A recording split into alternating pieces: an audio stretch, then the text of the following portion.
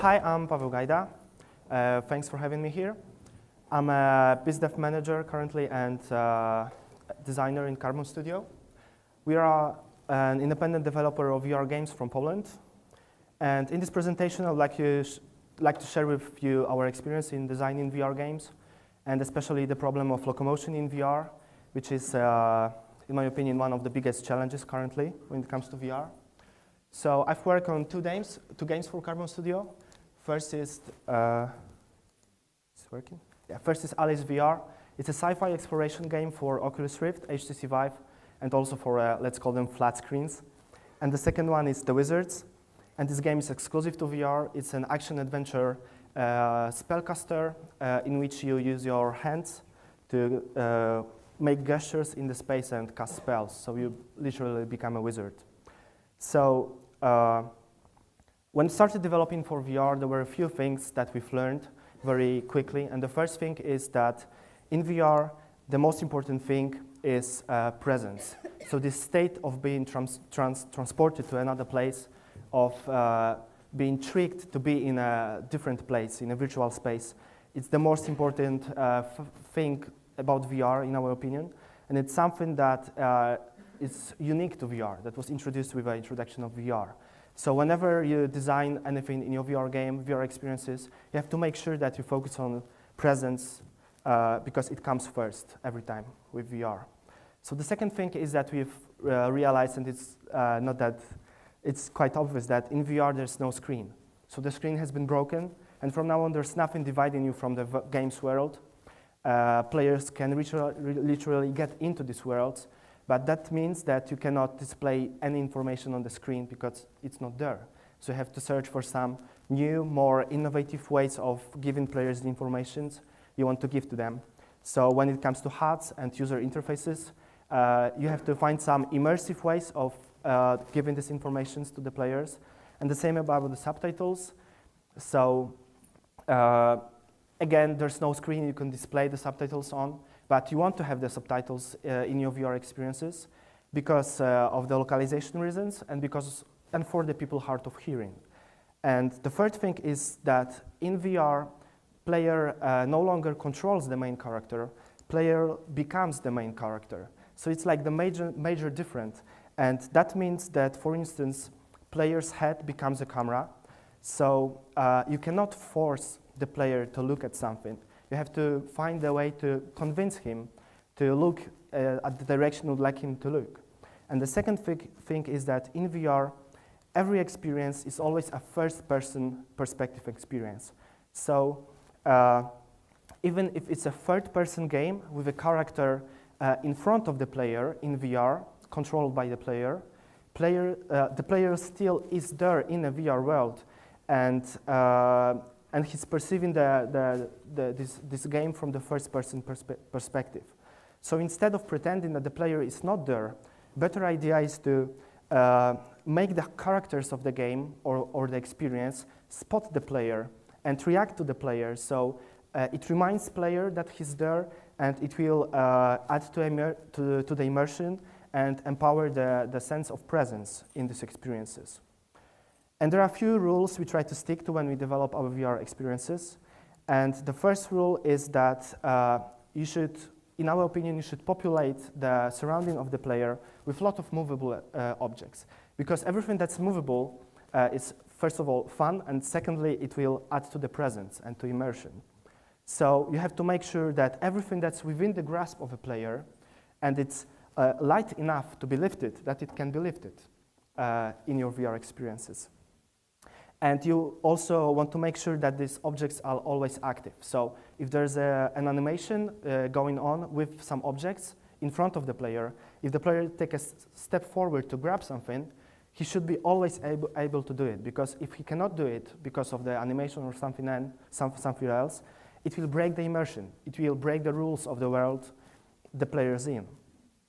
The second thing is that you should make sure that all the reactions of the game's world in your VR experiences are exactly the reactions your player would expect.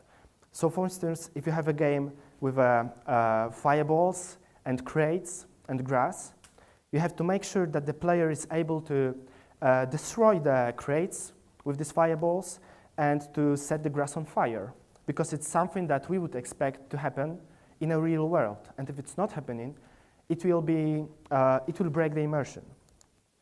And the third thing that's related to this one is the consistency.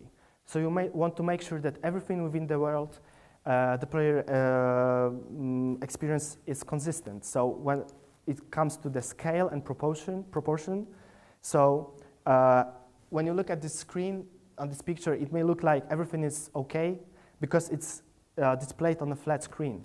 But when you put on the VR headset, you have the 3D, you have the depth, and you will soon realize that the chairs are too big compared to the table, for instance, on the screen.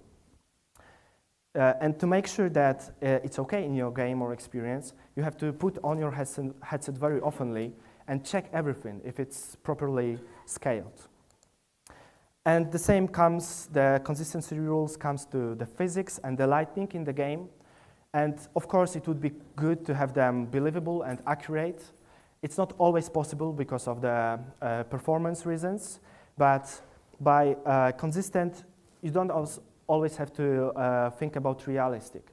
So it's not about mimicking the real world, it's rather about setting the rules of the game world or experience world, and then just simply sticking to these rules. And right now I'd like to move to the topic of locomotion and different movement schemes, and I would like to focus on free movement and teleportation because these are the two most popular movement schemes in VR, and also these are the two we've implemented in our games in the past. So in our first game, so when it comes to locomotion and free movement, the free movement can be gaze-based or controller-based. Gaze-based means that you are walking the way you look, that always go the direction of your head, and controller-based means that you can go the direction you point your controller. So, for instance, you can point this way, look this way, and keep going forward. And it's something that's preferred by the players, even though it sounds like it's more motion sickness likely to happen, but it's not. So it's the better option. And when it comes to teleportation, it can be node-based. So, for instance, you see the avatar on the screen in front of you, and you can move to the location of the avatar, or it can be free teleportation. So with free teleportation, you decide with your controller where would you like to teleport, and you can even decide about the direction after the teleportation. So it's the better solution. Again, it's something that players prefer. So with Alice VR, our first game, that was released exactly 1 year ago, we've decided to stick to the free movement. So on the release day, it was only a free movement game. And unfortunately, we got mixed reviews on Steam. And the reason for that was that over 80% of the players were reporting that they were simply getting sick in the game because they were not ready to play VR games with free movement. So what we did is we've added a teleportation to the game. It took us 6 weeks. And the takeaway from this is that you should gather feedback as soon as possible to make sure that the solutions you've chosen for your games that are okay for the players, for the majority of the players. So with the Wizards, our second game, we thought, so hey, if players hated free movement in our first game, let's just focus on teleportation in our second game. And the game was released just 3 months ago, and on the release, it only had the node-based teleportation.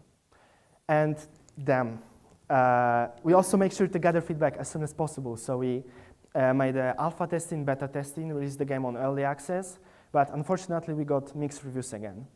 And the reason for that is that people had no feeling of exploration. So the the lack of free movement was too limiting for them. So it was just like the other side of the coin. And also, the thing about the feedback we got from the players was that we reached out on Reddit to VR community and asked them to test our game, and they were overly optimistic. So they were just happy that they could try the game before it's released, and that's why we did not spot the problem with node-based teleportation. So we totally underestimated how free movement trend is how popular it is among VR players currently. So we've promised that we will add free movement to the game. It took us another 6 weeks, but even promising that we'll add free movement was enough to get positive reviews on Steam. And this update is already out on Steam, and we have really good reception. We have 83% of positive reviews, and it turned out that that it's just enough, that players really require you to implement free movement.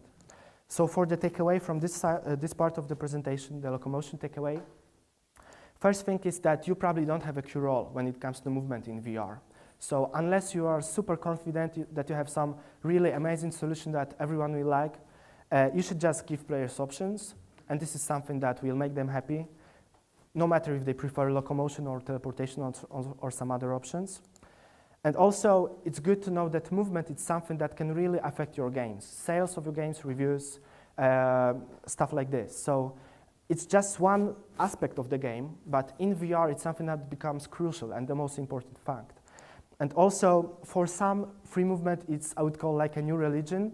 And it's not only about the players, it's also about the reviewers, media, YouTubers.